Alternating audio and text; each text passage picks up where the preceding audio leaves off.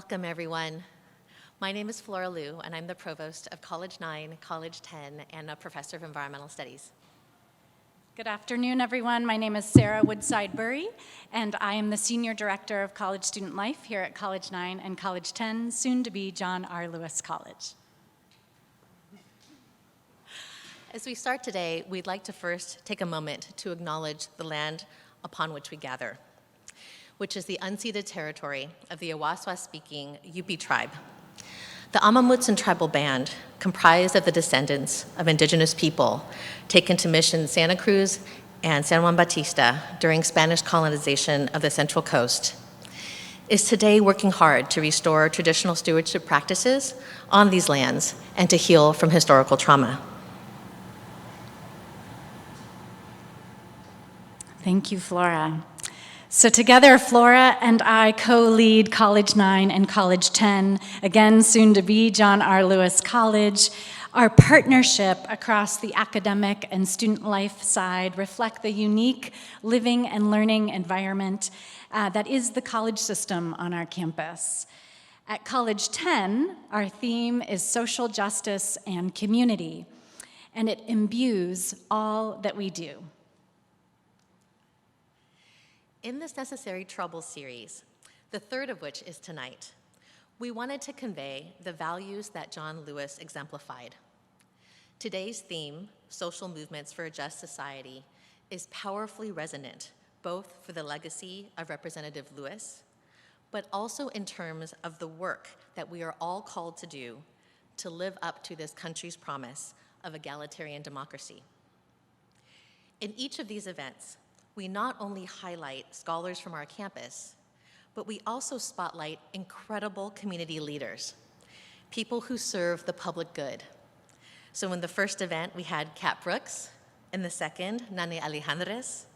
For our next event on April 6th, we'll have physician Christina Gamboa.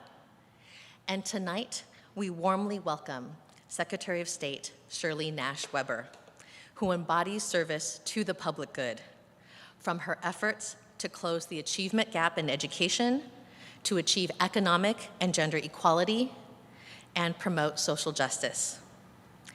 Due to unforeseen circumstances, Secretary Weber and Professor Rekia Hibrin are unable to attend in person today, but they are here with us virtually, and we thank them for their flexibility to be able to participate.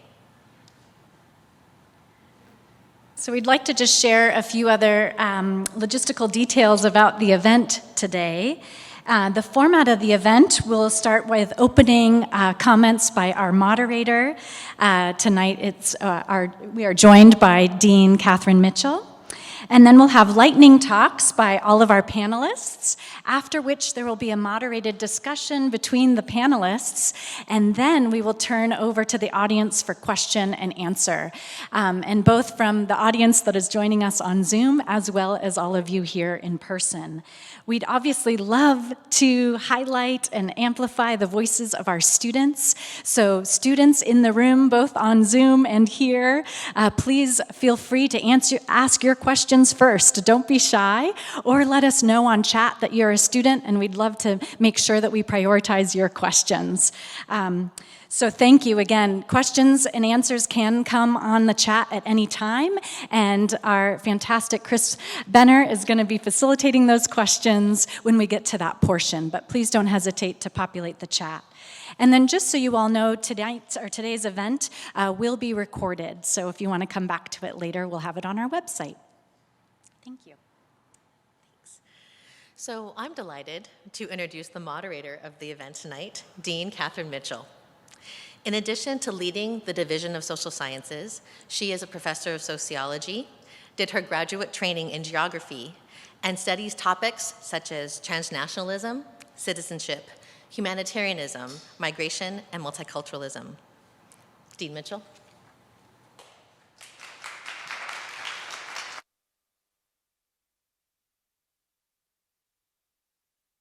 Good? Yeah, okay, good. So thank you, Flora, and thank you, Sarah. So it's my great pleasure to moderate today for the panel, Social Movements for a Just Society. And I thought I'd start by pulling out the word social there It's obvious to a lot of people why individuals might act. They see social, racial, and economic injustice in society, and they want to make the world a better place, and they act to do so. But how do you form a group? Like, how do you make a movement? That's social. And it takes a lot of work to create a social movement or even to join a social movement. It takes something really special, and that's called organizing. Organizing is tiring, and I think the people that you'll hear about today, and either in their own experiences or the research groups that they're studying, are people who have sustained these social movements through time. And so the question I want to also pose today is, how do individuals and groups or movements sustain themselves, both across space and also across time? So one of the things that I thought I would do, if you will allow me, is to give you a little snippet from my own research, which is on a social movement in Europe. And this is a faith-based movement of churches primarily in Germany that have bonded together, formed a social movement to protect refugees in the context of nation states that are not protecting their asylum claimants and migrants and refugees in the society. And so what I wanted to look at is how these groups form, why they do what they do, and then how they sustain themselves across time and space. So one of the ways that they are moving as groups is through the language and practices of sanctuary. And by sanctuary, you can think of as a welcome or a hospitality. That's a kind of symbolic form of sanctuary that you can see all across the world. But I was particularly interested in the group that's actually literally physically protecting refugees in the churches. And that's a sort of concrete gift of resources of time and space and energy it takes a lot of work. And it also takes a network, because the movement would connect with each other transnationally, starting with Protestant churches in Berlin, and then connect up to other churches across Germany, and then all the way across Europe. And there are many faith-based groups that are protecting refugees, but my particular research is on Protestant churches, and particularly a group called the German Ecumenical Church Committee on Church Asylum, or GECA, focused in Berlin. So I'm going to talk a little bit about that network, but I also want to think about how all of these circumstances of people bringing individual ideas and beliefs that galvanize them and give them sustenance through time, how they connect with social movements and create those, and then and how they work to sustain themselves. I think you'll find a different answer from everybody in this room. But the group that I'm looking at is they wanted to protect these refugees largely because of their own faith, their own sense that this isn't the right thing to do, and they were willing to contest very powerful systems in Europe to do so. The law, or the legal system, the judicial system, the police, the nation state itself, in terms of its hegemony, in terms of controlling migrant movement and refugee care in those societies. So what gives you the sense that that is something you can and should do?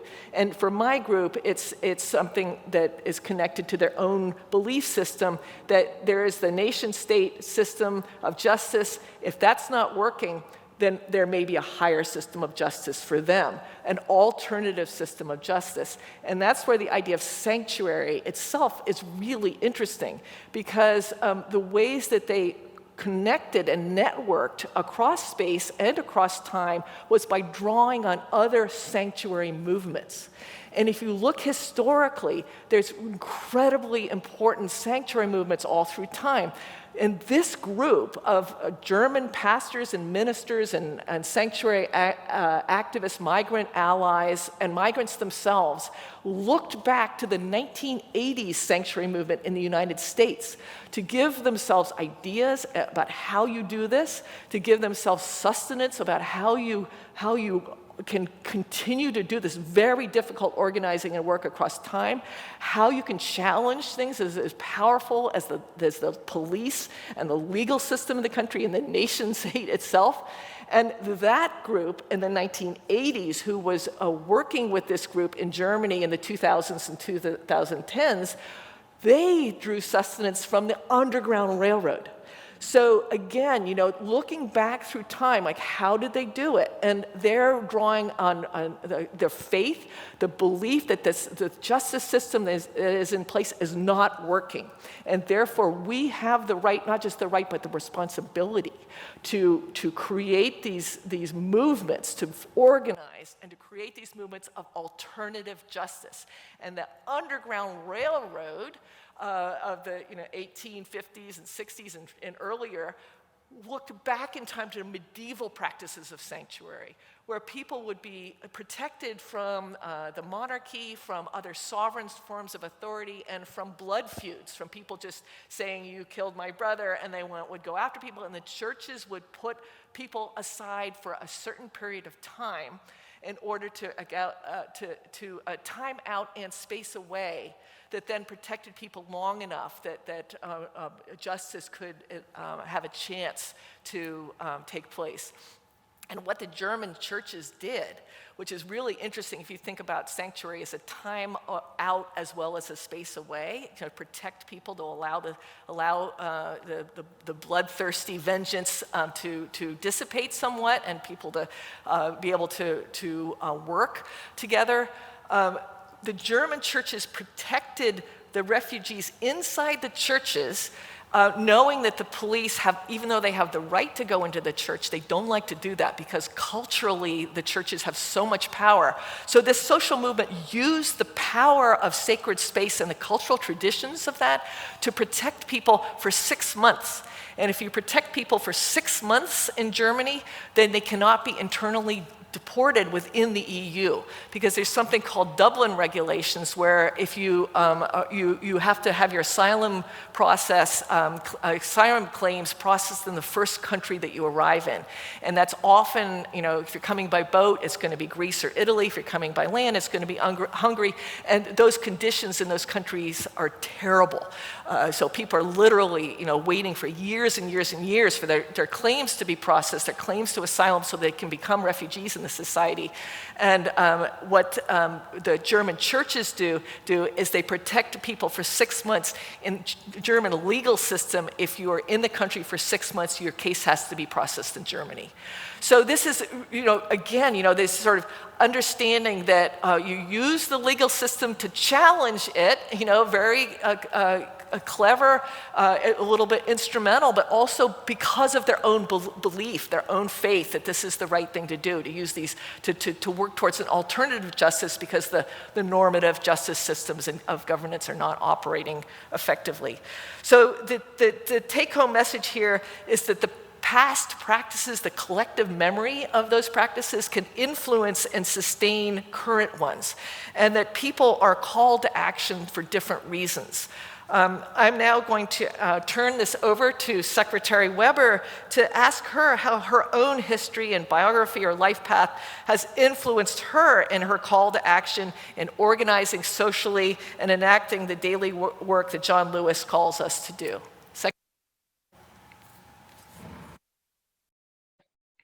Well, thank you very much. I appreciate that. And I enjoyed your comments with regards to what you saw and with regards to the refugees and their connection all the way back to the United States. It's really quite an amazing conversation. I am pleased to be with you. I'm Dr. Shirley Weber. I'm the California Secretary of State, California's first African-American to serve as Secretary of State in the 170-year history of the state of California, and only the second female, African-American female, to serve as constitutional officer. Kamala Harris was the first, and I've become the second. So I'm honored to be with you today to hopefully share a little bit about who I am, what I do. And it's interesting that we're doing these lightning talks, so I feel like I have to either fire up or run fast or do something in order to avoid the lightning. But I just want to share a couple of things. One, I come out of a tradition of my parents were sharecroppers.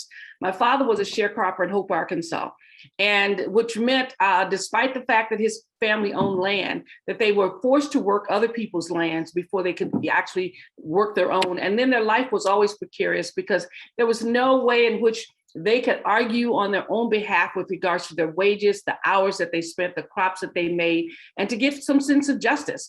And so my father was forever in conflict with those who were running the mills and the various places that you're at the way station. And as a result, he became a liability. It was very clear that David Nash was a liability, that his constant arguing, his constant fighting back, somehow or another fired up others. And as a result, he was forced to leave Arkansas. It was clear they were going to hurt him. They were going to lynch him. And so his brothers put him in a wagon and the bed of a wagon, took him to Texarkana and sent him to California, where my grandmother, my mother's mother, had come many years before, and left us, the 6 children, and my mother in Hope, Arkansas. 3 months later, he had earned enough money to bring the entire family to California. So I come out of a tradition where there had been obviously cases of tremendous injustice and unfairness. And despite that, my father was never really afraid, because we traveled to Arkansas every 4 years to make sure that we stayed connected to our relatives. But also my father went there to make sure people know that he wasn't afraid. But he left in order to keep the violence from his wife and children and his father, but he himself was not afraid. And so we would go to Arkansas every 4 to 5 years to be with family. And generally before we leave, there would be some confrontation, and my mother would be glad that we were leaving Arkansas, that all of us were in one piece and that we were leaving. But I come out of that tradition, and as a result, my father had very limited education because of Jim Crow laws. He had very limited, he went as far as the 5th grade, my mother as far as the 9th grade. They were not allowed to go to school, not allowed to complete school, because they didn't feel the African Americans needed education if they were only going to be working in the fields. And this is one of the ways to keep that going. My father obviously came to California, became a steel worker, and worked and took care of his eight children at the time. And as a result, I ended up being the one going to UCLA and those kinds of things. It's interesting that when I became a faculty member at San Diego State University at a very early age of 23, I came into a situation that forced me to utilize all of the things I had learned in the communities that I lived. I lived in the projects where people had many issues. I lived off of 45th and Broadway, right in the heart of South Central Los Angeles, where there were very limited resources available. But my parents were activists to the extent that they believed very strongly in voting. And our house became the polling place in Los Angeles. 351 West 45th Street was a polling center, and people voted in our living room. And so we saw the sense of engagement and activism, and the fact that we had to, my father and my mother felt they had to do something to make their community better. My mother served on a whole lot of different committees at the church and various places, because she believed very strongly that we needed to basically change the narrative about who we were and change our sense of identity with regards to being able to care for ourselves in our communities and our churches. And so I grew up in a church that was really kind of a large church, an activist church, encouraged us to go places, to do things, to change things. I think when I became 15, I pushed the church to do the first community dinner. And this was a church of 1,500 members. So it was a large church, a wealthy church in many ways, but yet they empowered the young people that in those churches to believe that we had a responsibility to do that. And so as a result, that became a part of my life from day one, that we always going to give back. We always was going to make our world better. We were going to change the essence of our community. So when I ended up as a professor at San Diego State, I had no idea that I would be that intricately involved in Black studies, that I would be one of the founders of the Black Studies Department and serve as a faculty member for 40 years in developing all the Black Studies departments, co-founding Chicano Studies, Women's Studies, and Native American Studies, and serving as a faculty, an adjunct faculty, serving as a faculty professor, full professor in Africana Studies, but became one of the associate faculty in Women's Studies in terms of their master's program, and also in Chicano Studies. And so I became intricately involved in this, which meant that I became a scholar activist, a part of a movement, because Black Studies was a movement, and it demanded the kind of commitment from all of us. And it's interesting. My doctoral work at UCLA was on Marcus Garvey, And it was a movement study. I was in communications with Dr. Malefi Asante, who had written books on movements. And my whole focus was on a movement study. So when I got engaged at San Diego State, it was really a movement and an analysis of what we needed to do to mobilize community, young people, faculty, in order to stabilize the Africana Studies Department at San Diego State and assist in the stabilization of others. And how education then became a movement and a transformative movement to change the narrative for not only African Americans, but also for white students as well, who are coming in our classrooms and learning how to live in a multicultural and a very diverse community. So that became who I was. And I served not only at the university level, but eventually served at the national level as the chair of National Council of Black Studies. I served on the school board for 8 years, taking the university and the people at the school boards to a different level and blending them with ethnic studies across the nation. And so I became an activist, making sure that there were adequate care for kids of color, making sure that we had valedictorians, young people who began to see themselves differently than they had in the past, and working to change all of that conversation about achievement and the achievement gap that was there. So I did those kinds of things, taking kids to Africa every year, making sure that they had connections to the continent, but also giving them a sense of empowerment at how they could change the world by contributing to these various countries, that these were poor kids who yet had something to give, much more than they realized they had before they went to South Africa. And when they went to Ghana, they began to understand that they were from a rich country that had some resources that could be utilized around the world. And so we used that opportunity to empower them to not only change their community, but to change communities around the world. Let me, as I'm doing my lightning conversation and getting fast to the end, as I come to the legislature in 2012, I come with a commitment to make change. And voting was significant in my life. And as a result, much of what I've done has been to empower people to vote. Prop 17 that was on the ballot I was joint author on Prop 17 that really gave the vote to those who were on parole. I had done earlier work with those who had left, were on probation. We had done earlier work with making sure that the jails were open, that people who could go in the jails and register people to vote, and that you could set up voting polls in the jails, because that's legal. And so we made it an opportunity for nonprofits to do that and to constantly increase the voting base of California, and we've done that. I'm also the author of the reparations bill that now is talking about changing the relationship in California between African Americans and the state of California for the damage that was done. Even though we weren't a slave state, we still held slaves in California. So I'm the author of the reparations bill, the ethnic studies bill, the university bill that requires every student at the CSU, the 500,000 students, to have at least taken one course in ethnic studies, as well as now the K-12 doing the same thing.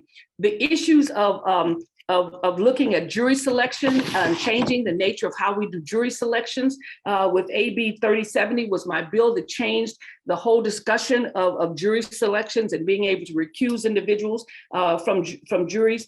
Also dealing with the lethal force and taking people's lives. You can't just shoot people. You have to have a reason now at AB 392.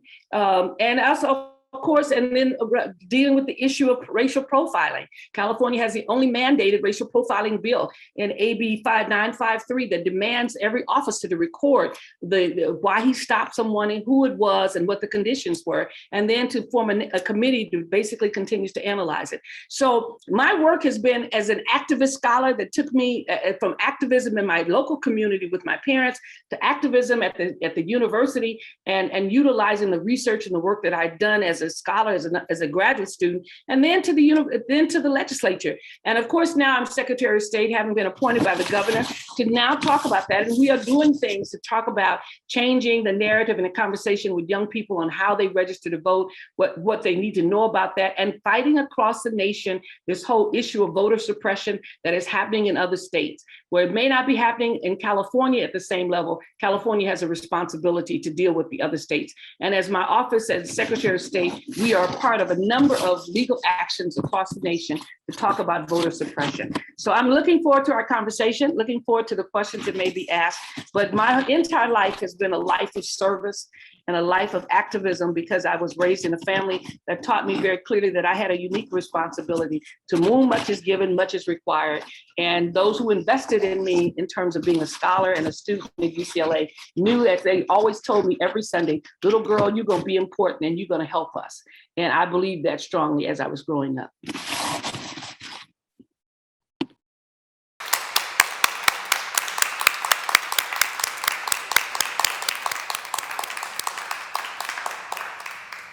Thank you so much, Secretary Weber. And I think now we will move on to Liz Beaumont. And Liz? Well, I really don't want to have to follow that, but I'll do my best. Thank you. It's such an honor to be here. I need to turn on my mic.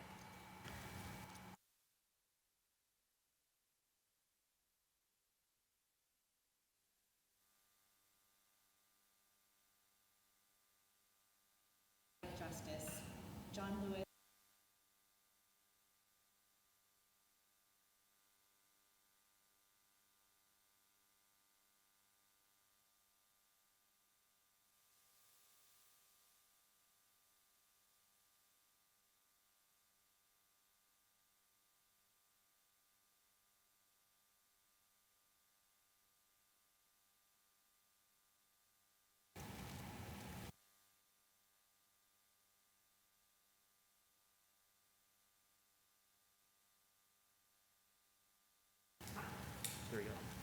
Okay.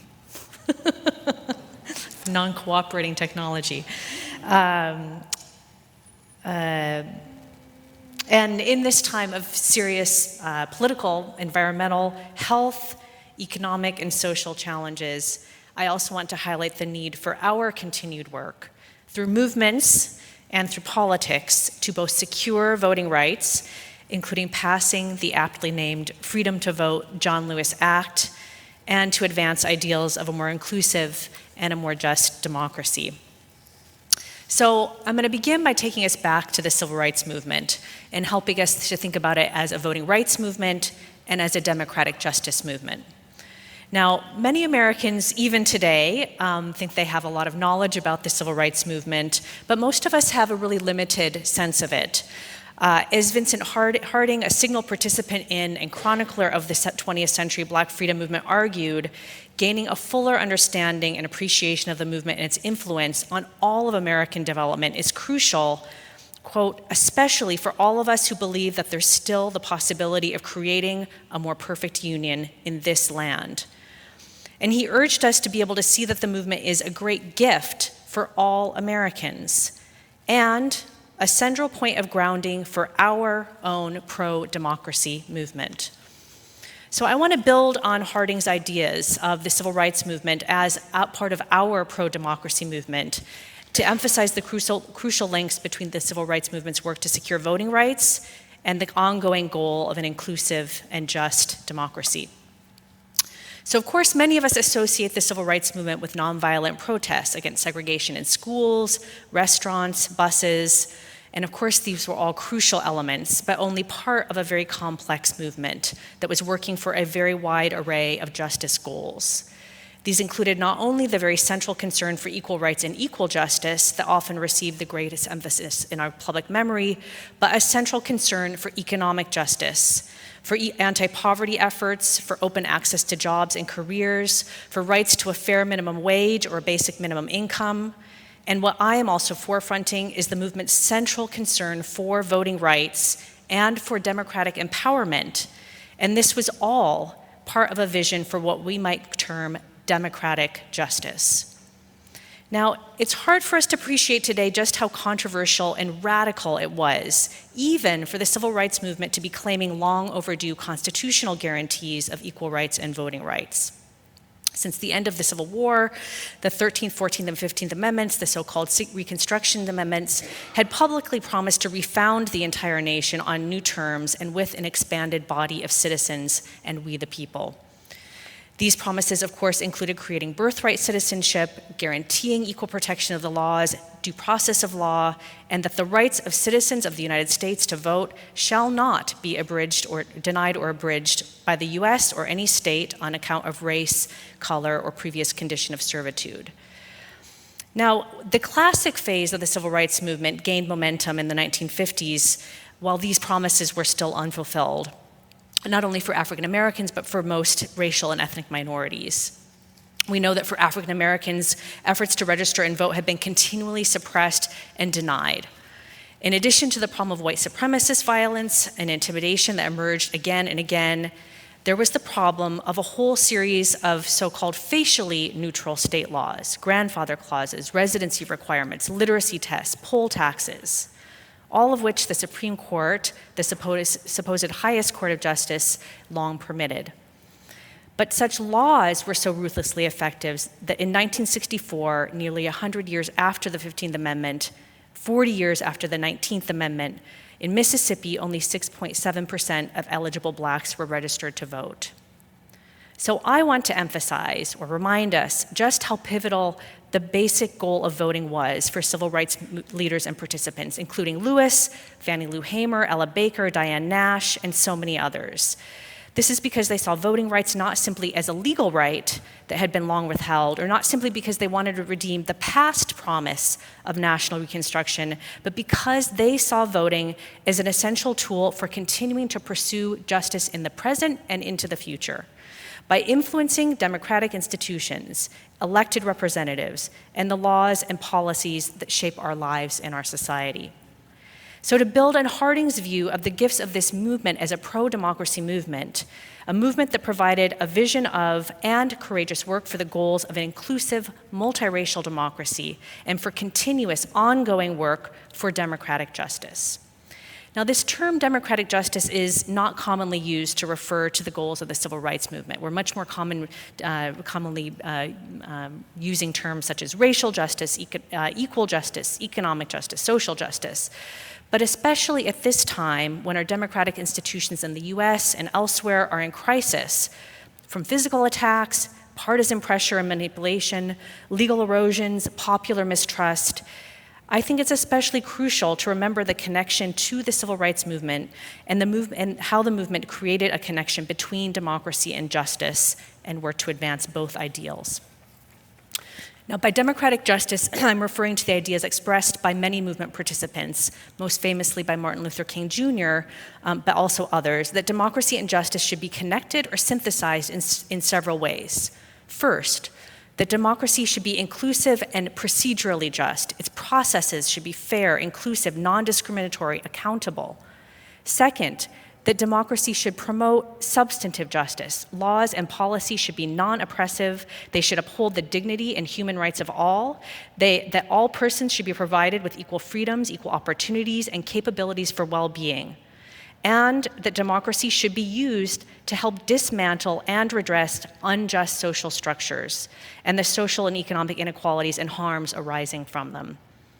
And finally, that dismantling injustice and pursuing justice should occur through democratic actions, by which I mean both the work of social movements to use nonviolent protest and the work of political institutions and representatives.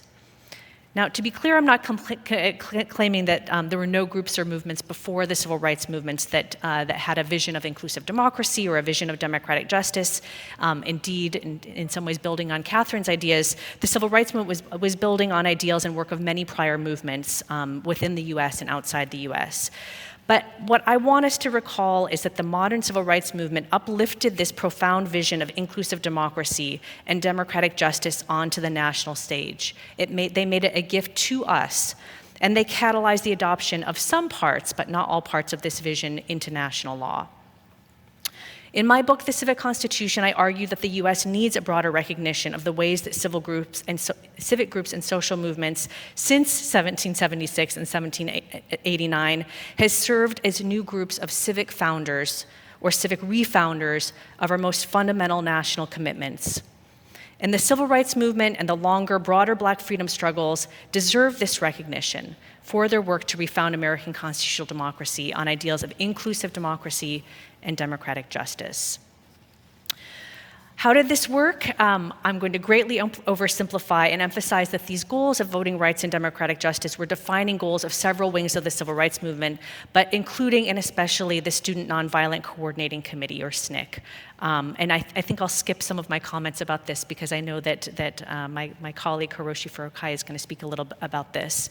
But I just want to emphasize that this is a movement that included many college students, including Lewis, took energy from their hope and their vision and their hard work, and that their goals were tied to some of the most crucial activities and events of the civil rights movement, some of which were famous, but many of which were less known and went unseen.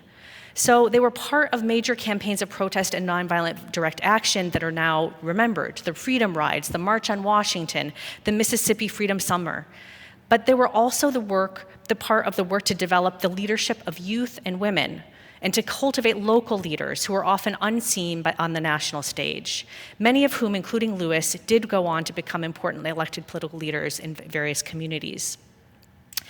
Finally, they were involved in the creation in new forms of education, popular education and community organizing, including citizenship and freedom schools, and which were using education not just to support voter registration, but to support the activities and the beliefs and the capacity to stand up against injustice. Last but not least, they were involved in the tremendous work of voter registration drives that made it possible for people to both register and vote. So these were themes that were continuous for John Lewis and other movements of the civil rights movement. At the 1963 March on Washington, Lewis, who was the youngest speaker, criticized Kennedy's very limited proposal for civil rights on several grounds, including that it simply was not doing enough, quote, to provide for the homeless and starving people of this nation. And, quote, that it was not doing enough to enable people to exercise their voting rights, to help people who are qualified to vote to be able to actually vote. One man, one vote must be our cry, he urged. And Lewis asked for a political party to be a party of principles, a party that will make it unnecessary, he said, to march on Washington for jobs and for freedom and for voting rights. 2 years later, Lewis was still fighting for voting rights at the infamous Selma to Montgomery marches. On the first attempt, March 7th, 1965, Lewis began leading over 600 marchers over the Edmund Pettus Bridge. A wall of mounted state police wielding tear gas and billy clubs and an armed mob waving Confederate flags attacked them at the far side. I think this image seems a little too familiar to us today. Lewis's skull was fractured, nearly killing him, and the shocking attack was broadcast nationally, shaming and galvanizing the nation. Selma was just one strand in a remarkable accumulation of different types of civic work for voting rights, for democratic justice. And it was this accumulated creative energy and the brutal responses to it from white supremacists and local and state entities that finally created the pressure, or what King termed the creative tension, for massive change. Change in public opinion, federal courts, Congress, the executive branch, the beginning of real legal enforcement of the Reconstruction Amendments, and the motivation for new legislation. Not only the Civil Rights Act of 1964, but the Fair Housing Act, Medicare, Medicaid, Head Start, and others. And not least of these was the Voting Rights Act of 1965, the single most important and consequential piece of voting legislation in the United States. This was a piece of legislation that actually led to the abolition of literacy tests and poll taxes after many attempts to do so. It enabled the registration of millions of minority voters. It forced states with a history of voting discrimination to clear their electoral changes with the federal government, and it laid the foundation for generations of minority elected officials, including Rep. Lewis himself and the first African-American president. Even after the voting rights movement, Lewis never stopped working for voting rights. He just took these goals to different spaces. First, he led the Voter Education Project in the 1970s, registering more than 2 million more African Americans, including his own mother and father. Then he moved to public office, first on the Atlanta City Council, then nearly 35 years as a congressman from Atlanta. And as former President Barack Obama said in his eulogy for Lewis, Lewis moved, quote, from protest to politics because we also have to translate our passion and our causes into laws and into institutional practices. And so now I just want to say a little bit about protest and politics and how John Lewis was a model for this. So discussions of the trajectory of the civil rights movement by political scientists often refer to this shift, the shift from protest to politics that occurred after 1965. And that sort of term, protest to politics, comes from a famous speech from another civil rights leader, Bayard Rustin. And what Rustin argued was that racial discrimination, economic equality, police brutality, and voting rights were all interrelated problems. And that by their very nature, these problems, he said, are not soluble by private voluntary efforts. They require government action and politics. So Bayard was challenging the civil rights movement to become even more a political movement by engaging in political action, by developing allies and coalitions, by trying to leverage political power, by trying to advocate new programs and new policies and new laws with concrete objectives. His examples were to call for public works and training, for national economic planning, for federal aid to education, for attractive public housing, all this on a sufficiently massive scale to actually make a difference. Now, this idea of moving from protest to politics does not mean that movements lose their importance. To the contrary, social protest, new movements, collective action all retain special importance. And Lewis was a model of this link between protest and politics, never leaving protest behind despite spending so long in office. There is a piece of legislation that he initially helped to create and now bears his name, the Freedom to Vote John Lewis Act, that gained momentum, was passed in the House, but then got stalled in the Senate and is now sitting waiting for all of us. John Lewis was passionate about this until the end. And as he said in his last march across the Edmund Pettus Bridge for the 48th anniversary of Selma, where he was now leading 15,000 instead of 600, including 30 members of Congress, he retold the story of Bloody Sunday and said, "It's my obligation to do what I can to complete what we started many, many years ago." He encouraged the rest of us to feel this sense of obligation to work not just for voting rights, but for broader goals of democratic justice, saying, "We must use this moment to recommit ourselves to do all we can to finish the work. There is still work left to be done. Get out there and push and pull until we redeem the soul of America." Thank you.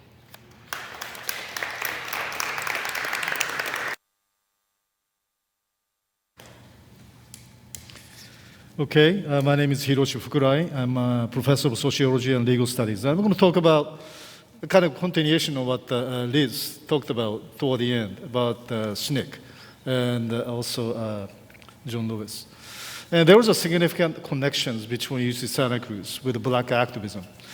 And many of those histories somehow are being hidden under the surface. So what I'm going to talk about briefly is going to talk about how that John Lewis, who became very prominent as the chairperson of the Student Nonviolent Coordinating Committee, which is known as SNCC, has a deep connection to this university.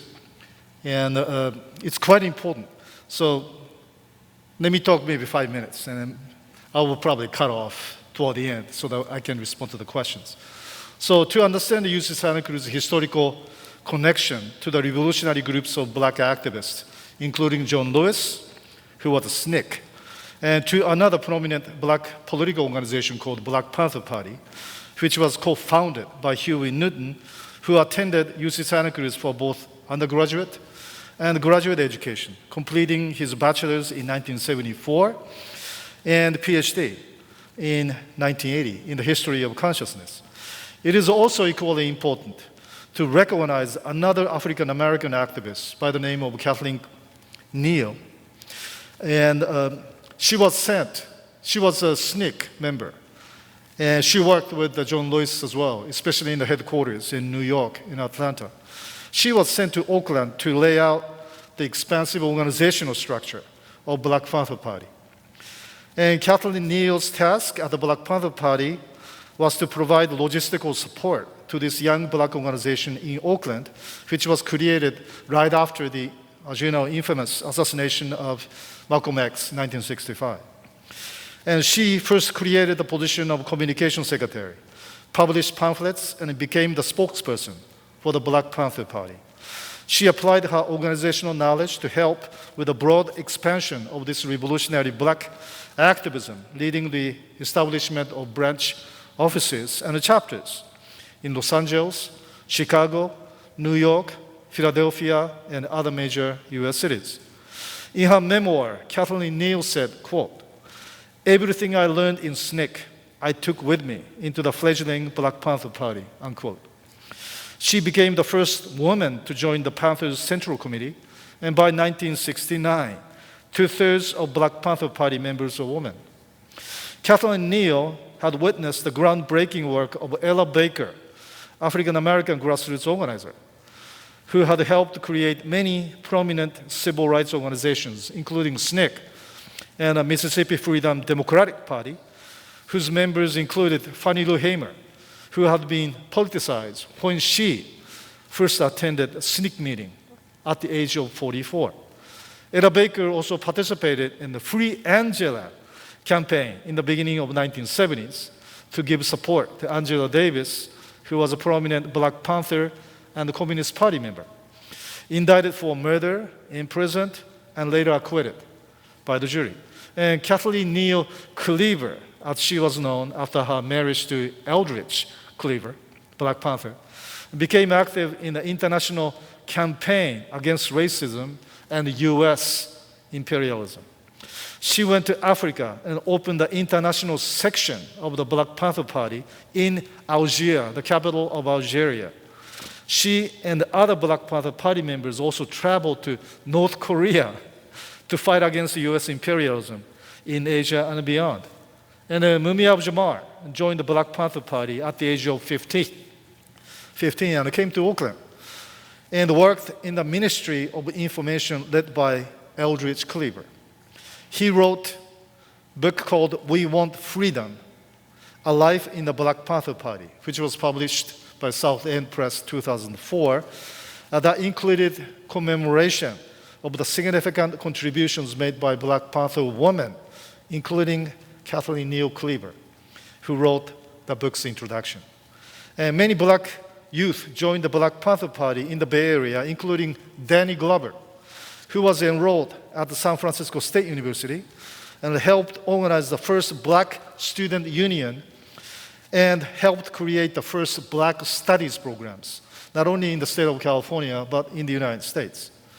And UC Santa Cruz has also a strong historical connection with Cuba, which offered political asylum to Black Panthers, including Huey Newton, Kathleen Neal Cleaver, Eldridge Cleaver, Ashata Shakur, and Kwame Trey, that is Stokely Carmichael, who was also SNCC, also a Black Panther Party member. And other people who are being targeted for the neutralization, including outright assassination by the FBI's counterintelligence program known as COINTELPRO. In 1969, 2 UCLA students who were Black Panthers, Bunchy Carter and Joe Huggins, were assassinated by FBI-paid assets under COINTELPRO at the Campbell Hall on the UCLA campus. Cuba played another crucial role, offering Black students opportunity to attend its medical school in Havana free of charge.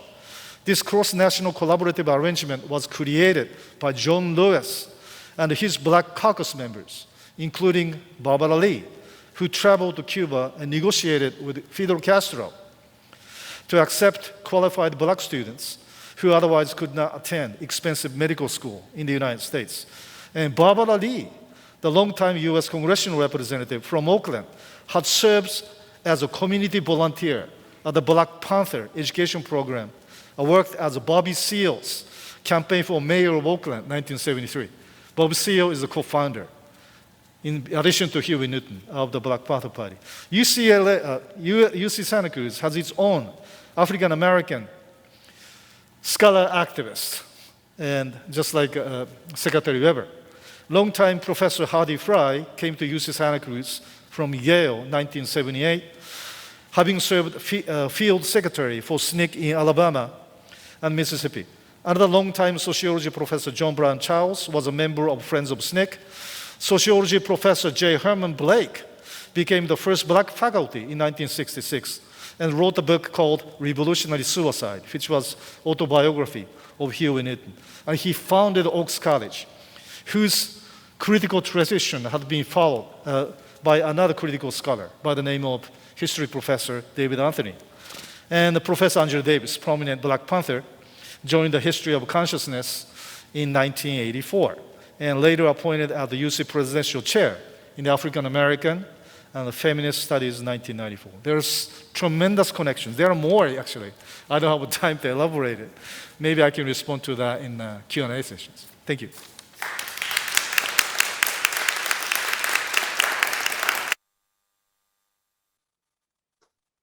Seems like I'm next. All right. Hi, everyone. Thank you so much, Professor Fukurai.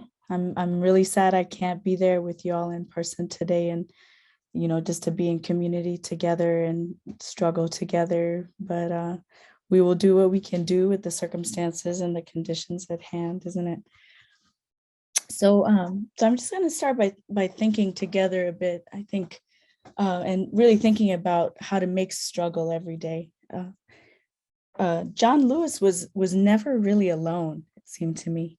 He was never alone, even in some of the most iconic photographs. Even when he was brutally beaten by the police, he was not alone. He was never alone in his thinking around political and social and racial issues. He fought for love and the right to love in tremendous ways. And let's be clear, he learned from some of the most principled organizers, and importantly, some of the most consistent and conscientious and committed women. So one of these women, as was noted earlier, was Ella Baker, an internationalist and an activist in the Black freedom movement. And for Baker, racism was everywhere. It was a major problem of our time. It still is. It was everywhere in colonialism, imperialism, war and fascism, in the oppression of women, in punishment, and importantly, in the exploitation of labor. And this is a quote from John Lewis. According to Lewis, Ella Baker was one of the smartest, most gifted women of the American Civil Rights Movement. The Student Nonviolent Coordinating Committee, SNCC, became her child, and she was, in a sense, a mother. Even with her age, she was so progressive, so radical, so militant, and demanded action. If it wasn't for Ella Baker, many of the young people that got involved with the movement wouldn't have been involved.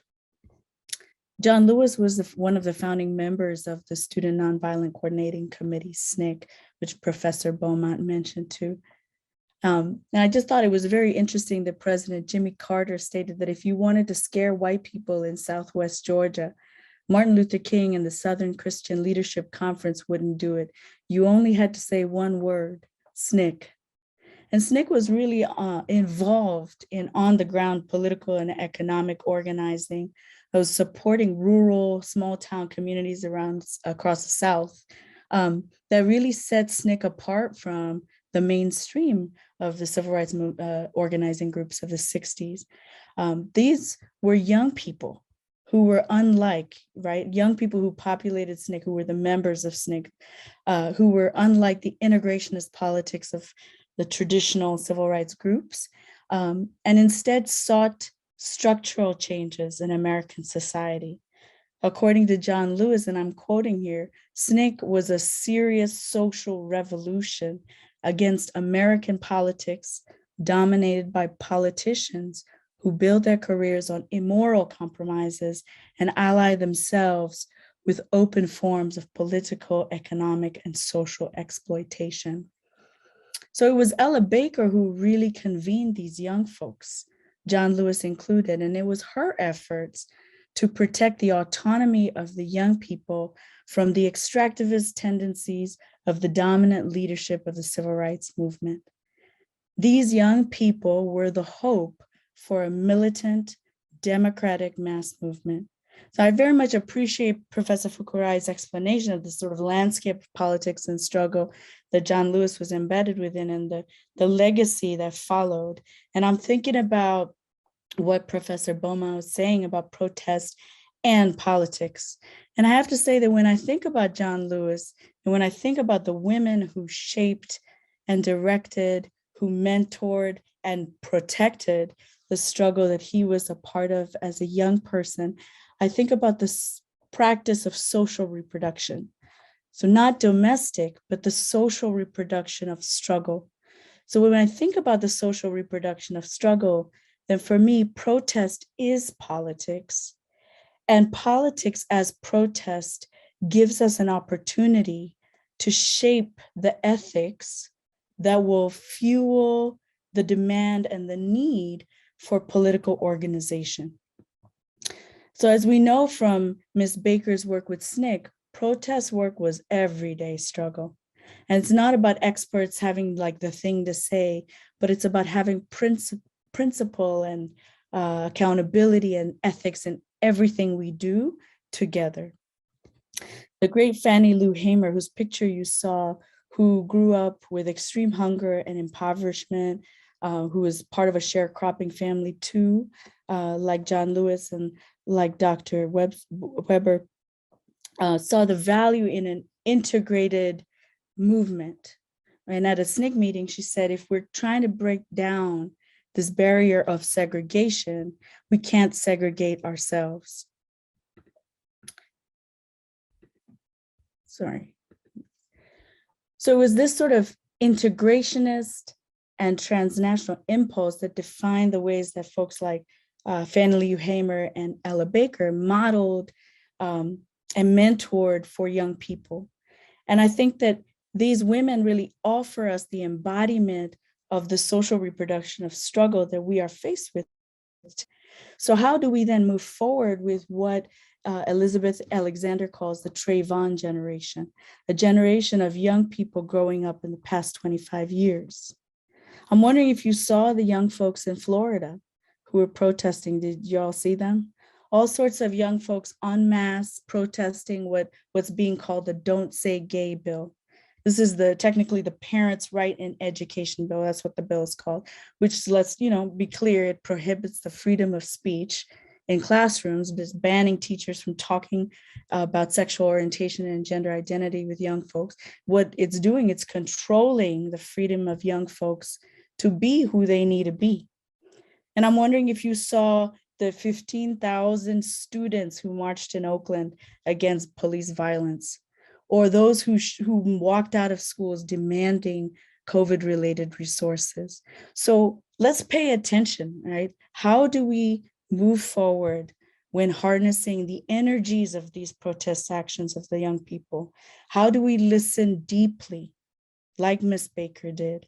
How do we protect the autonomy and creativity of young people's militant sensibilities and actions, while minimizing the control and co-optation of this militancy and of this creativity by a whole political economy that's out there, and we know it's out there, of movement experts, consultants, foundations, politicians, not like the one in our presence right now, or even career revolutionaries, right? And I think as educators and organizers, as parents, sisters, and brothers, we're faced with a real task of responsibility.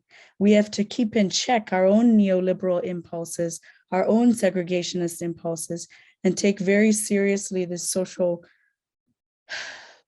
reproduction of struggle and the unification of a collective power as workers, as students, as educators, so that we can really change society, and to quote Ella Baker, so that the have-nots have a share in it. I want to close out real quick with a quote from Ella Baker. In 1974, she stated at a solidarity struggle for Puerto Rican independence, she shared this about struggle: that struggle takes organization, it takes dedication, it takes the willingness to stand by and do what has to be done when it has to be done. A nice gathering like this today is not enough. We have to go back. You have to go back and reach out to your neighbors that you don't speak to. You have to reach out to your friends who think they are making it good and get them to understand that they, as well as you and I, cannot be free in America or anywhere else where there is capitalism and imperialism until we can get people to recognize that they themselves have to make the struggle and have to make the fight for freedom every day. So I'll just stop there.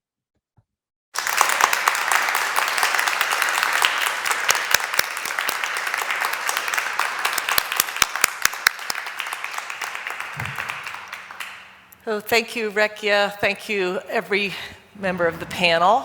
Now I'm in a slightly awkward space of having to look at the audience and up here, so I hope you don't mind. I'm going to have my chair kind of like this. But this has brought up so many interesting questions, and I thought I'd just begin, and then I'd like everybody to jump in too. Please don't let us control this. This is for all of us to participate here. But I feel like there's a little bit of a tension, Rekia, with what you were saying about listening to the young people. And actually what Secretary Weber and Liz were talking about in terms of the importance of voting, both in their own life work and in the history of voting as a sort of metonym for the social contract of some kind of social relations and democracy writ large, not just voting as the ballot box per se. And yet, when I listen to young people today, a lot of them that I've heard don't think voting is the answer. They don't think voting is the way to go in terms of real political struggle. And so I'd like to hear, actually starting with Secretary Weber, tell me why you think voting is so important. Well, and I appreciate that comment, and we are putting a tremendous amount of energy in the Secretary of State's office to register college students, and we have college competition going on right now with a college bowl with all of our campuses, and we're putting voting. We've just reached an agreement with all of our universities of California that there will be a voting center on every campus, and so forth and so on. So we're putting a lot of focus and energy on that because it is so critically important that we get young people engaged early. And we are kicking off an activity in the next week on the whole month of April is high school, because we are authorized to register high school students early to allow them to work at the polls. They can register between 16 and 18 years of age and then vote at 18. So we have a big push on that, and we've seen an increase in the number of students that are there. One of the things that I try to explain to young people, because coming out from my era where there was some Jim Crow that was there, and understanding the whole Voting Rights Act of 1965 and those kinds of things, is to help people understand that voting is the most equalizing power that we have in this entire nation, and that it is so important. And that is why those who are opposed to the democracy are making every effort to weaken it and to take it away, because it says that every citizen gets one vote. And it doesn't matter, as I tell young people, you can be Elon Musk, you could own half of California, and in the end, you get one vote, and that's it. And everyone has one vote. And when you give up your vote, you then empower the others with more than that power, because you change the narrative, and you change the percentage and the relationship between those who vote and don't vote. And I try to remind them that of all the things we do, when we talk about policies at the university, when we talk about funding institutions, when we talk about changing what we do in our schools, the curriculum, all of those things are built around the ability of young people to vote, and all of us to vote. And if we don't take the voting seriously, then what happens is that people write us off. And I give them examples of when I was on the school board and how I was in a community that didn't vote very often. And as a result, when it came to getting things for that community, people didn't pay much attention to it. And yet when other communities showed up, people listened carefully, because those people were going to determine who was going to be elected and who was not. They were going to determine what the budget is and is not. And so I tried to do in my legislative career, basically to engage young people in the process of voting and making sure that their legislation was heard. Also, when I was a university professor for 40 years, students had to register to be in my class. They had to register to vote. If you didn't register to vote and you're in Black Studies, I told them, you're ashamed. You're shameful. You make mockery of the journey that we've been on, because you can't do anything to help yourself at the university because you're basically not a person. You can't vote. And so I try to explain to them how people make decisions and how campaigns are run. And we talk about the 5 out of 5 voter versus the 1 out of 5 and how you pay attention to the 5 out of 5. So we spend a tremendous amount of time. We have a lot of town halls right now that are really educating young people on the Voting Rights Act of 1965 because they don't understand what it was. They don't understand voter suppression. They don't understand all of those other rules and regulations that kept people from the polls and the level of intimidation that existed then that is now being reinstituted now. So we are in the process of trying to educate young people about the voter suppression, about what's happening across the nation, and getting our young people engaged. And as I said, we have competitions on all of our campuses. I will be on some high school campuses next week. I was on some university campuses the other week because our young people are competing against each other, one, to register people and to turn out folks to vote. And Cal State Chico won a couple of weeks ago for the recall during the major election. Cal State Fullerton won. And so we're motivating our young people to understand because we're just not writing them off. We're telling them that this is their moment, this is their time, and they will either determine whether or not this nation continues to recognize the power of voting and all the efforts of the civil rights era, that this is truly their civil rights era. So we have a campaign going on at the Secretary of State's office of educating, motivating, and pushing our young people to register to vote and then to go to the polls and vote, as well as we're asking them to work the polls and be poll workers. Thank you so much. Anybody else? Oops. Okay, maybe I can talk a little bit. I think voting is a means. I mean, probably people understand. It's a means, not the ends in itself. And but the voting in the United States has a tremendous meanings because like for example, the voting system in the United States is quite unique. Very discriminatory, because you have to pre-register to vote. And if you go to any other democracies, or countries call themselves as democracies, like I'm originally from Japan, born and raised. I was an engineer right away, became sociologist, legal scholar. But Japan and many other countries around the globe, there's no pre-registration. As long as you establish your residency, you are eligible to vote. Okay? It's different here. But the voting is quite important in other dimensions, which is the voting list, which I said the pre-registration, had been used for all kinds of purposes. Political gatherings, and try to create political party, but at the same time, it's used to another democratic function called the jury system, to be selected as jurors.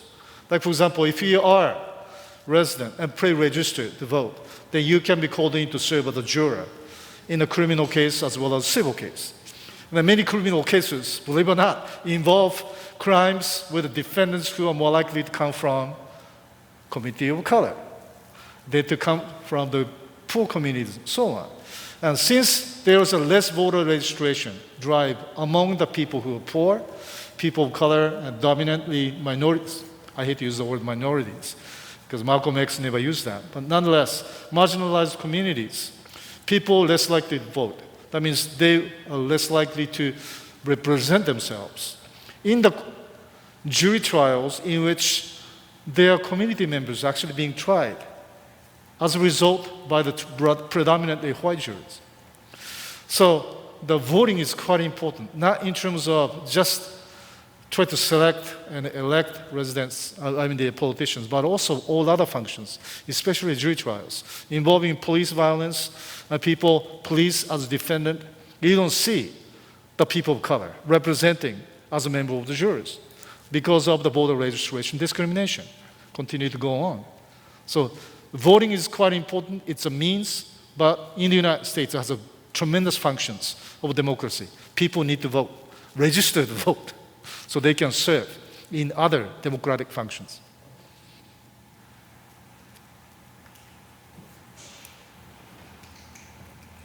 I might add just one more, which is I think we have Secretary Weber with her. We have Secretary Weber here with us today, and we've been speaking of John Lewis. And I think if you look at the legislation that both of them have either proposed or gotten passed, and you think about what a tremendous difference the types of issues, the types of communities, the types of concerns, the types of goals that they bring into politics and into law, it's very, very different than if someone else held that office. And it's our votes who make it possible to select those representatives who either represent us or don't. And I think most people don't recognize that even though it's easy to think that a single vote doesn't matter, there are so many races that are decided by a very, very small number of votes. A very small number of votes can make a difference to whether one person is sitting there listening more carefully to some movements or some groups than others, proposing legislation that is more responsive to those communities, or another person who is going to ignore and not respond to them. It really makes a huge difference in terms of who's sitting in our institutions and then the legislation that comes out of them. And as I said, I think we only need to think about the fact that Secretary Weber had mentioned a whole litany of things that she herself has been able to propose and help get passed in California. California, because of Secretary Weber, is the first state in the country to be seriously considering reparations. Because if she hadn't been there, if someone else had been sitting in that office, we might not have that legislation here. And what happens in California often becomes a model for what happens elsewhere. So it's really important to recognize how even things that kind of, maybe with politics seem like they start with, smaller steps or single examples or a single person, they are often starting points for kind of the accumulation and the growth and the connection and coalition of ideas and movements and people that continues to move forward and continues to give further energy across the country. So I just want to make sure that we're thinking about that too when we think about the power of the vote, is the power to select people that we think are really upholding or representing the ideals, the goals, the communities that are very dear to us. Yep, Rekia? Yeah, I think about how Fannie Lou Hamer was part of the Mississippi Freedom Democratic Party, and how Ella Baker in the 70s was part of the Mass Party Organizing Committee, which was really a left shift to try and overcome the limitation of a two-party system. And when I think about how young people are radicalizing in our country and around the world, around the environmental crisis, policing, around questions of queer liberation and the sort of gag order that we see in these culture wars that are just junk across the country, coming from the far right and from conservative folks. I'm pushed, in a principled way to say that we young people, we need an informed citizenry, and young people also need a party that reflects their interests, that reflects their social conditions and their demands. Young people are open, they're open. And I think that it's very important that we very much politicize them and increase voter registration. Absolutely. Secretary Weber, absolutely. And also we need a political party. There's a reason why Fannie Lou Hamer was in the Mississippi Freedom Democratic Party, is because the Democratic Party was blocking Black people from voting. You know what I mean? And similarly with Ella Baker. So I trust in the truths that these women stood in. And I think about the truths we have to stand in today, and what we have to offer and push for and demand as well for beyond the two-party system.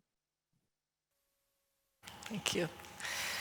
And just add, I think a lot of people think of voting in terms of the presidential elections, but there's so many different scales at which we elect people, including superintendents of schools and counties and water boards and all those places, PTAs, all those places affect the local area in sometimes huge ways, how much resources come to the community, what kinds of person is dictating what you're going to read, what your children are going to read. So to move away from the kind of, it's only at the large scale that we think about voting. Voting, it can take place at all kinds of ways.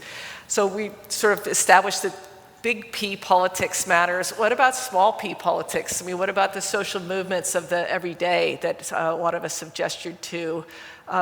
Where do those kinds of social movements where are they important? Where do they sustain other movements? Like what are the politics of everyday life that we need to think about when we're thinking about social movements and a just society?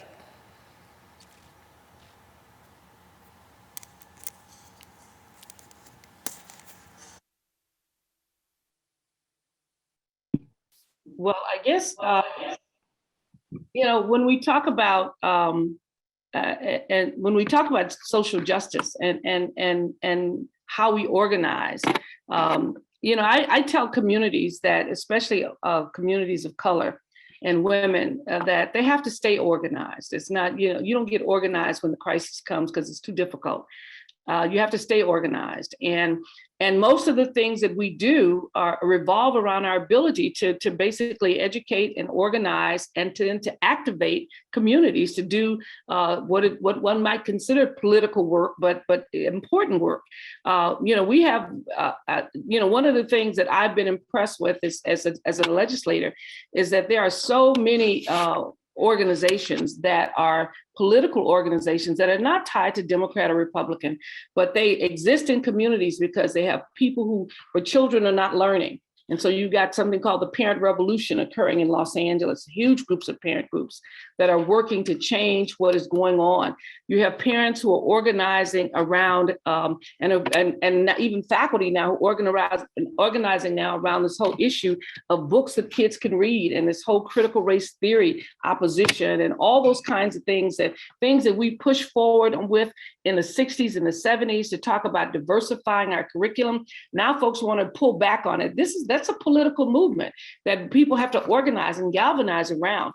I met with a group of lawyers the other day, and we were talking about voting rights. And I said to them, shame on you. You folks have all these skills, all this expertise, and you're not saying anything across the nation about voting rights, about the John Lewis Act, about what is happening in Georgia and Mississippi and Texas, and those kinds of things. I said, and you need to be, you're the ones who have the expertise. The people in the community are fighting this, but our lawyers, and it was a group of women lawyers. I said, you folks are women lawyers and judges. You should be the first one on the line because the things that you have organized for and fought for in terms of choice and women's rights and being put on boards and commissions, all those things are under attack right now. This whole concept of diversity is under attack. And so it is imperative that we organize and that we stay organized. And there are so many issues that demand not just one voice, but a multitude of voices. And as a result of that, what will come out of that, of course, are good policies and good procedures and things that we need to implement. But it's going to demand that we stay organized, that we're utilizing the expertise that we bring into this battle to basically change what's going on in our schools. I don't know if anyone is absolutely pleased with our K-12 system.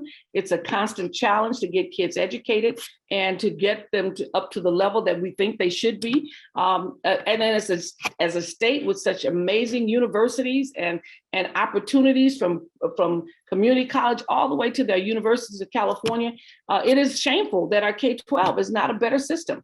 That is something that parents are organizing around and demand and need the support and assistance, in my mind, of those of us at the university who for years know what the real crisis is in terms of teacher preparation and expectations of young people and so forth and so on. So there are a lot of things that we have to organize around, and it's critical that we look at our lives as I have always looked at my life as one movement after the next, that it's not going to happen unless I'm going to be willing to thrust myself and my resources out there to make a difference, because that's what the people like John Lewis did. They didn't count the cost in terms of themselves. They counted the cost of what would happen if they didn't do something. And that is kind of the narrative that we need to help people understand, that will not be better because there's somebody else in the room. It'll be better because of you. And I try to help young people understand that and help them to see at the same time the kinds of things that they have done that really have been important narratives that have changed policies that I've done and legislation that I've done around universities and young people and all kinds of things with regards to how decisions are made at the university that exclude young people. And so I think we have to constantly push the concept of organization and being prepared. But equally important, I think, as the other speaker talked about, we have to be the activists ourselves. We have to be the activists ourselves. We can't talk about it. We have to be it. 100% agree with what Secretary Weber said.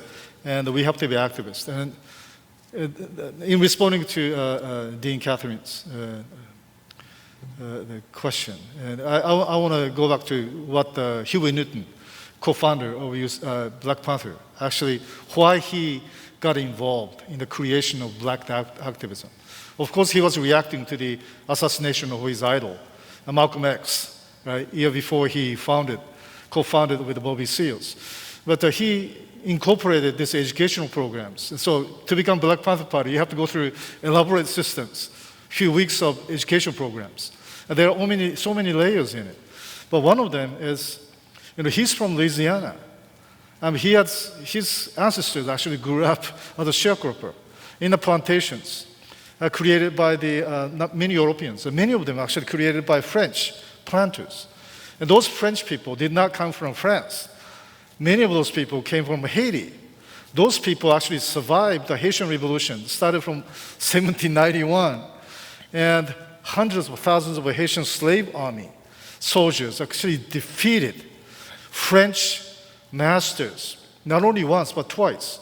And many of those French planters and those masters fled to New Orleans. And that's where you have a French quarters and so on. Then they began to re-establish the plantations there. And so his ancestors grew up in those plantations. So when he came to Oakland, and he said, "This is an urban plantation." That's his word in his memoir.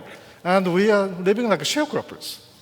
And so what he tried to do was he tried to connect the place of blacks in history, not see themselves as members of gangs fighting against each other, but see that from the evolution of this long history of struggles in North America from 1619, for the first blacks being kidnapped from Africa, brought here as a slave. So for the next 250 years, slavery lasted. And Emancipation Proclamation. Then you have about 10 years of kind of benign period. But after that, there was a great betrayal of 1877. That's the start of Jim Crow, right? There was a convict leasing, the recreation of the same slavery systems. Instead of slave masters, individual slave masters, but those blacks are criminalized and placed into institutions. So those masters actually becoming state institutions. And those slaves actually being led out to the fields and to the mining industries, or led out to the steel productions, or the construction of intercontinental railroad. Lasted until 1940, and they have a war. Then you have a full production. So next maybe decade or 2 decades, you have a full employment, including blacks. That's when many of the African Americans, the activists came from 70s, 80s, 90s. Their parents actually benefited out of those labor movement. And they also become part of the unions too. So they began to realize. So what the Huey Newton telling and the initiation, you have to see yourself in the long trajectories of the history of struggle that started more than 400 years ago. And you see yourself in that period. And not only you are always being discriminated, but also you resist it. Like in Haiti, after 13 years of battle against not only French troops twice, they also defeated British troops. They tried to advance, take over. They lost it. And also Spanish tried to take over. They defeated. So there's also a resistance and also a resilience. And that he was to bring in those ideas, the history of resistance, into the Black Panther Party. And he tried to create the coalitions, not only with other black gang groups and bringing them into the politicized group, but also extend that, like Fred Hampton, into Chicano groups, Puerto Rico independence movement, into American Indian movement, and also poor white groups, and so on. And it's called Rainbow Coalitions. And that's why he was targeted, he was assassinated by the API and Chicago. But anyway, so that's Huey Newton. He tried to see yourself in the long history of struggles And that's why the struggle has to continue. And Black Panther Party was one of those organizations.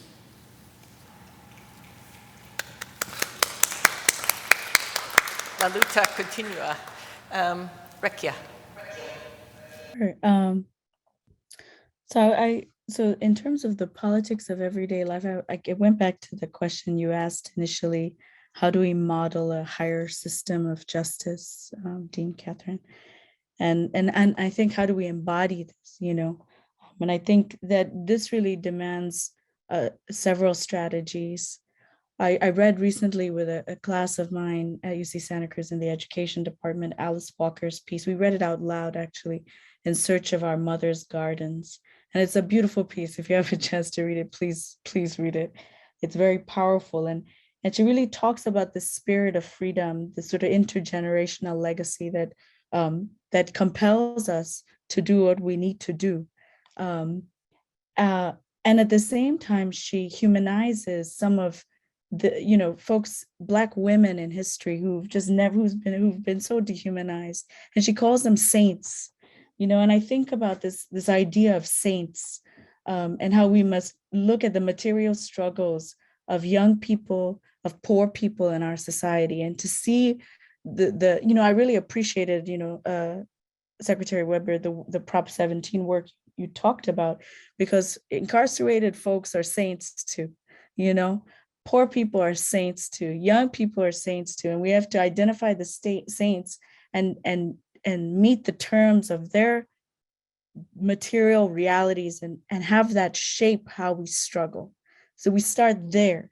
But then there's also the strategy of conjoining the terms of the saints' struggle with knowledge production and what we do. So as an education scholar, I have to think about that very practically too. This is not only theoretical. It's both theoretical and practice together. And you're right, we're in bad shape with K-12 education. And we're in a resource conundrum, and teachers are under assault, as are families. Children are walking out of schools because their schools are about to be shut down in Oakland, right? So we know that there are those material realities, but as academics, we also have to center our theoretical and practical application of theory in radical traditions and in speaking to a politics of resistance, or a pedagogy of resistance, that I think in some ways you mentioned, Professor Fukurai. So I think that there are two things. We in the academy cannot be separated from what's going on. So the current ethnic studies mandate that's going on in our state, how it unfolds, we have to pay attention to the various coordinates in this very tricky landscape of how it's going to be implemented, the politics of this landscape. And we have to kind of make clear the terms that sometimes can be confusing for folks. That's our job too, is we have to really analyze our political moment, the discourse of our political moment, and the ways things unfold. Sometimes in my own research, look specifically at how anti-racist reforms can themselves collude with oppression. And so we have to get clear on how these things happen and provide that. This is why community university partnerships are so critical, that there has to be this mutual exchange between the university and between community, that it should not be seen as two separate affairs. So I think two strategies are very much needed to model this higher system of justice, to embody it, both at the level of knowledge production, how knowledge production meets material struggles, and to match that, to center knowledge production in the terminology of the saints, in the terminology of those material struggles, the social conditions of today, while also deciphering the trickiness of the landscape. And I think that's where our job as thinkers come in. We have to sort of disentangle and disaggregate those confusing coordinates. Does that make sense?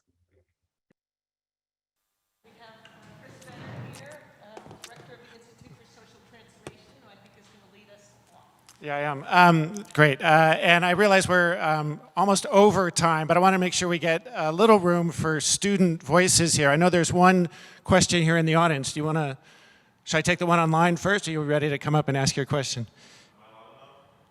You'll need the microphone.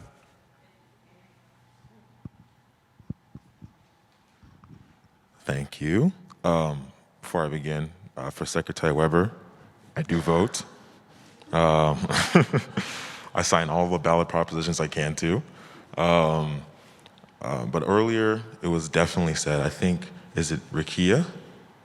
Rikia said, young people are very open, and I think that is undeniably true.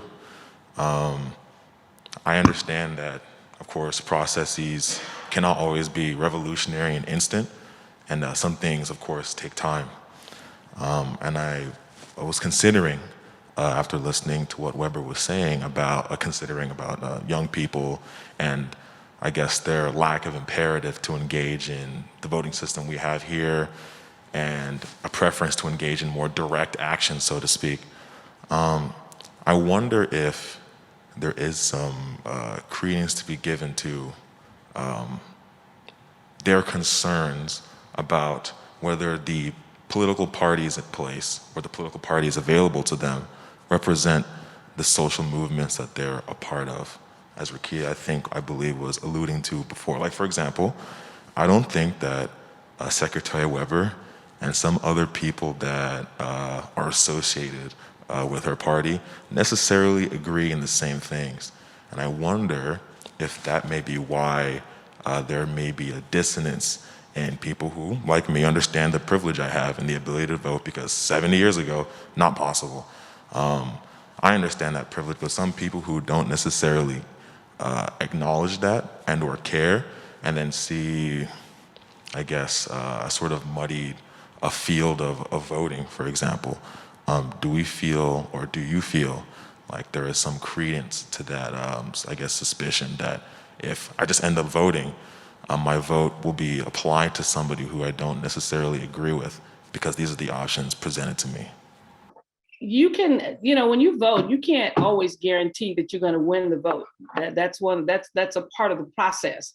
And but at the same time, you have to believe that if you continue to vote, and that if you not only vote, but you work afterwards, that's the critical piece. I mean, voting is one thing, and getting the people that you want in office is a second thing. But then you also have to support those people in office, because if you put them in place and you're not a support system so that they're doing the kind of work that you want done, the radical work, then it's going to be difficult for them to do so. And so I advocate that people register that they vote, but they work afterwards. People look at the legislation I did and that I continue to work on and think it was easy to be done. But people spent on one of my bills, of the one that dealt with use of lethal force. The opposition spent over $1 million trying to destroy that bill and trying to destroy me.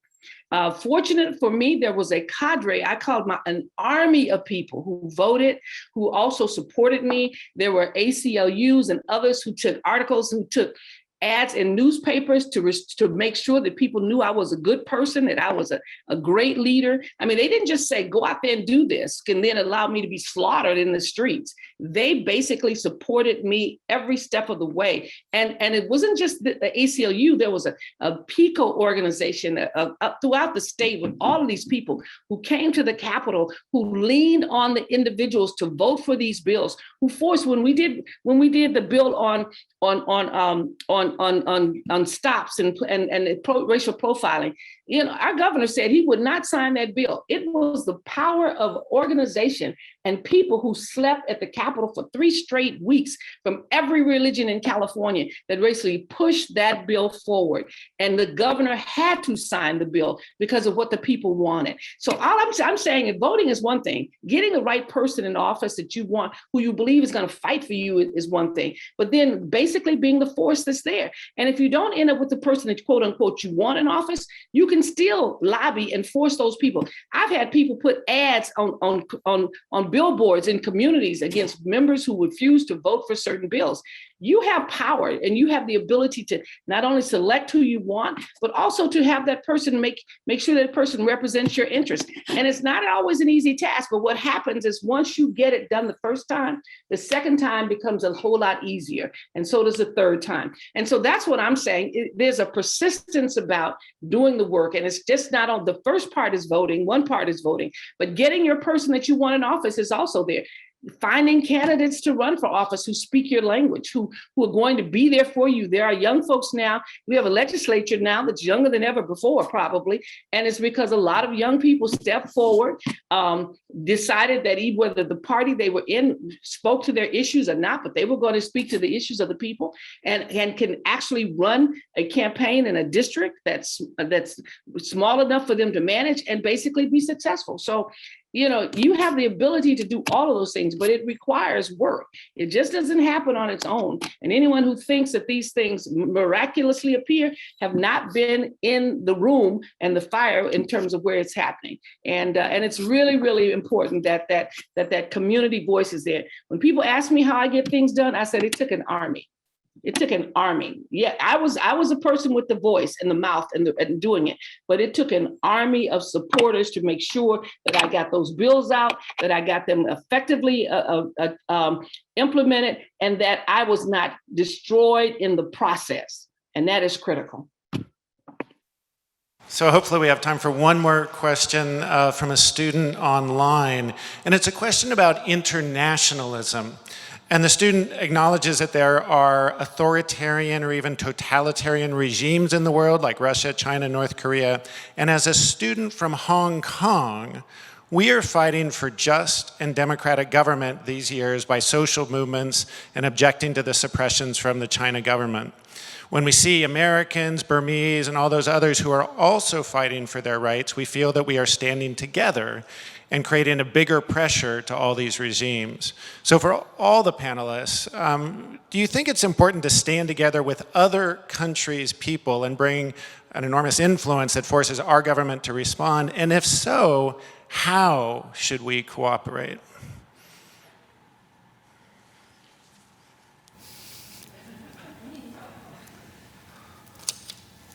Maybe I should say. Okay, that was a question from the person in Hong Kong, right? And think about the Hong Kong, for example. How the Hong Kong has been created. It created out of the Britain tried to sell opium to Qing Dynasty. Qing Dynasty and people rejected it. Okay, biggest drug trade at that time, starting from 1700s middle into the middle of 1800s. Those are done by Britain.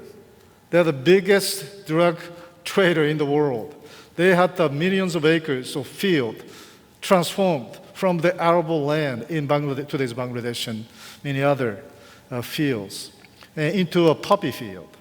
And as a result, if you look at the Adam Smith Wealth of Nations, it talks about in detail how in a matter of a few decades, the people with the tremendous wealth of the agricultural activities, and they starved to death. Okay, that's create the drugs. And so Britain cannot sell much to China. I mean, they have a silk, they have a tea, they have almost everything. High quality. So they tried to sell opium, and China rejected 1830s, and they lost. And again, then the East India Company got involved and tried to sell it the 15, 20 years later. China lost again.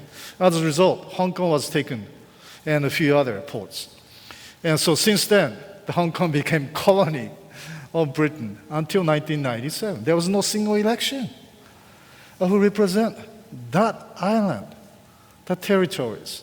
And since Britain left, after its dictatorial rule, without any democratic participation of the people, even the Hong Kongers, unless you have money, you cannot become a citizen in Britain. There are strict regulations about citizenship imposed on Hong Kongers. Okay. So now Britain is saying the Hong Kong people are suffering from anti-democratic regime. It's so hypocritical. And, that's typical of Britain, divide and conquer and lie. And that's why they have one of the most effective intelligence agencies MI5, MI6, James Bond, and so on. So I would say that definitely there is the transitions in Hong Kong.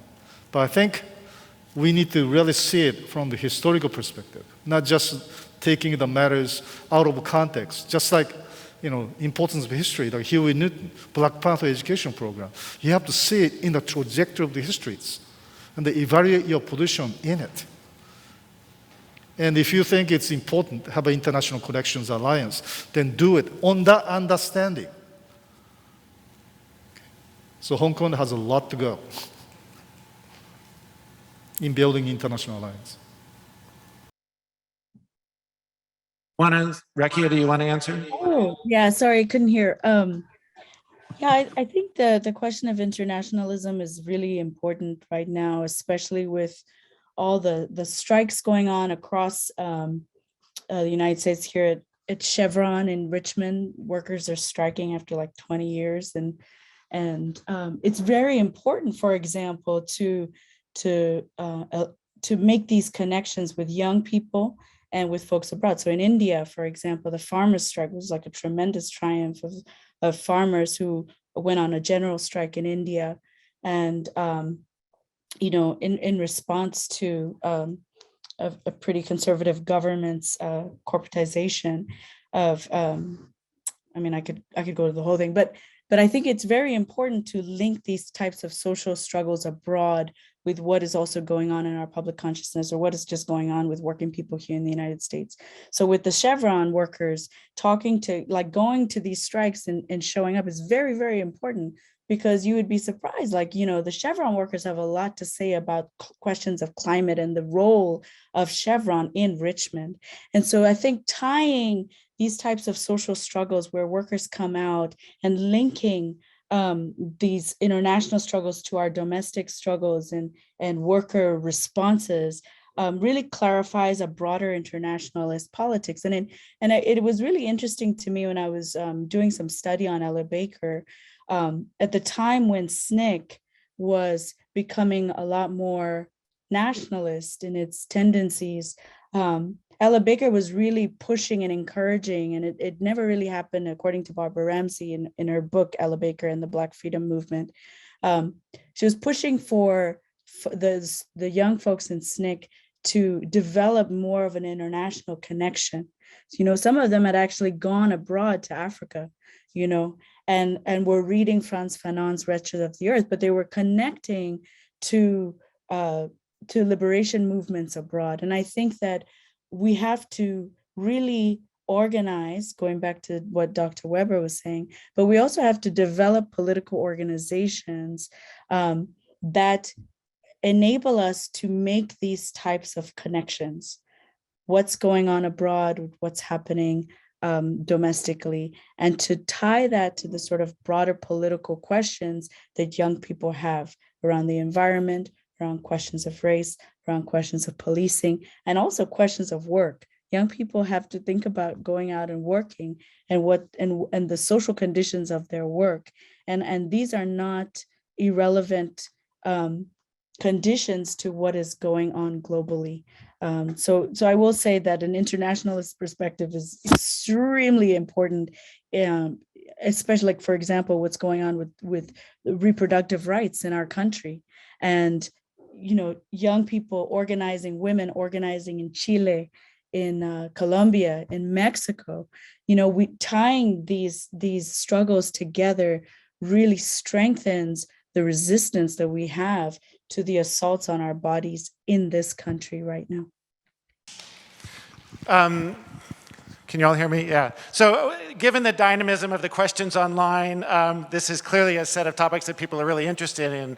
Unfortunately, we don't have any more time at the moment, but I just wanted to express from many people online and all of us appreciation. They're all expressing their appreciation for all the panelists, and then especially for Secretary Weber. And I'll just read a quote from just one of the people online, Peter, who says, "Secretary Weber, thank you and your family for your courage in the struggle to make our country better." So deep appreciations to all of you, and especially to Secretary Weber.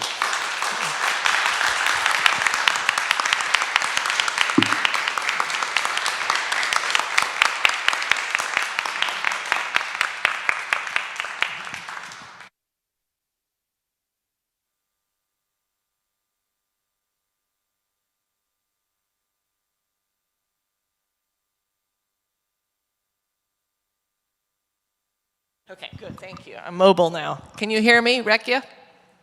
Can you hear me? Okay.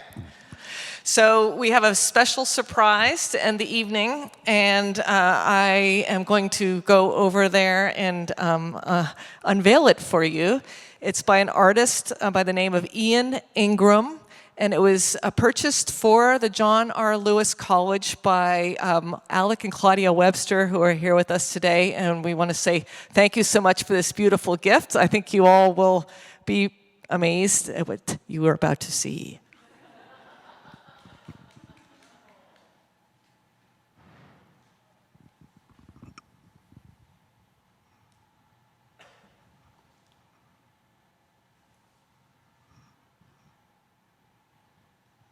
Charcoal drawing.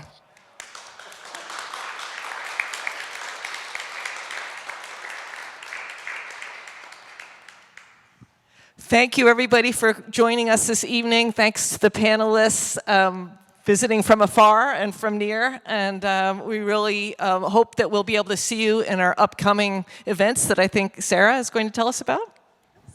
Perfect. Thank you all. Thank you, Catherine. Thank you to the Websters. We're so moved by this portrait. Thank you all to all the presenters who joined us both online and in person.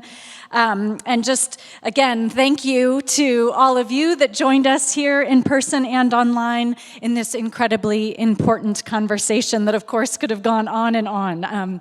There's so much more to say. So thank you, thank you, thank you to everyone. One more round of applause.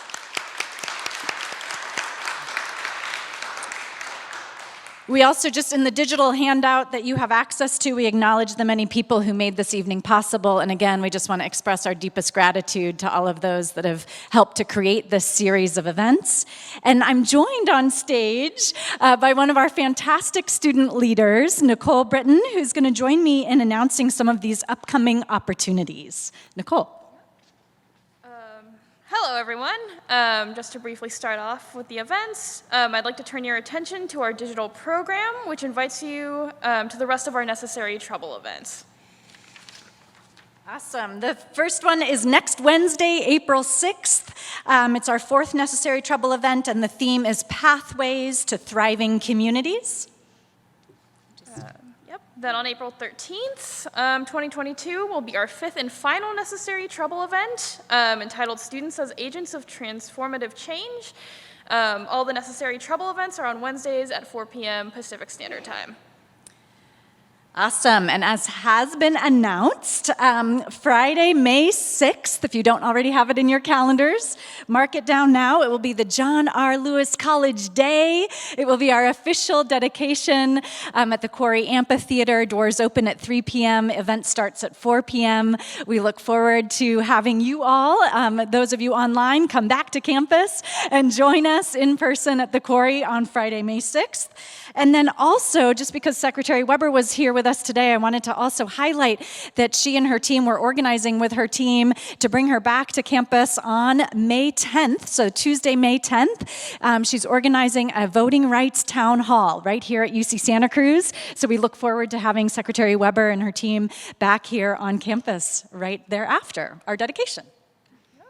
And for any students that are either here in the audience today or online, and you want to earn credit for attending today's talk or the future talks upcoming in the next 2 weeks, while also wanting to learn more about John R. Lewis's life, please feel free to enroll in College 1092, Section 2. We're going to be discussing John Lewis's March graphic novel trilogy in a one-unit class. And if you're interested, I do have some QR codes for those of you that want to enroll right here. The class will be happening on Wednesdays from 4 to 6 p.m. in Social Sciences Room 149, starting week 4. Awesome. Thank you, Nicole. And lastly, again, thank you all for being here. This is more for the folks that are in the room, but there is some grab-and-go food options on your way out. Please don't forget to take one of our snack boxes if you wish. And thank you again in joining us in this event commemorating John R. Lewis College. Thank you.